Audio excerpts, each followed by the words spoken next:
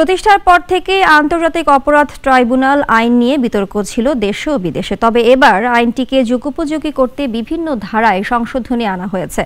তবে বিধান রাখা হয়নি রাজনৈতিক দলের বিচারের। প্রসিকিউটর বলছেন, ন্যায় বিচার প্রতিষ্ঠার জন্য এই সংশোধনী।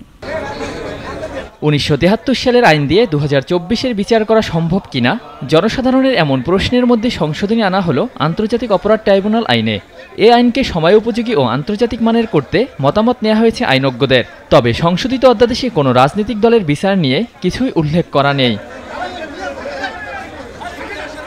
50 বছরের ওয়ারেন্টি আর বাহারি ডিজাইনের মুস্তাফা ইউপিভিসি ডোর কাটিয়ে দিন নিশ্চিন্তে 50 বছর। Mustafa uPVC door, excellence with durability. সোমবার নতুন অধ্যাদেশ নিয়ে গণমাধ্যমে কথা বলেন ট্রাইব্যুনালের প্রসিকিউশন। জানান, ত্রুটিপূর্ণ আইন সংশোধনের মাধ্যমে উভয় পক্ষের ন্যায় বিচার প্রতিষ্ঠা করা হবে।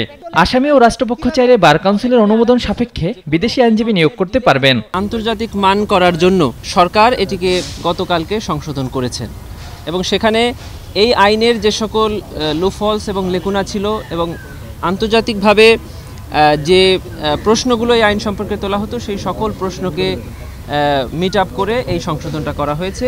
বিদেশে অবস্থান করে কেউ অপরাধ করলে কিংবা আইন শৃঙ্খলা বাহিনী ও গোয়েন্দা সংস্থা অপরাধে জড়িত থাকলে তাদেরও বিচার করা যাবে এই অধ্যাদেশে।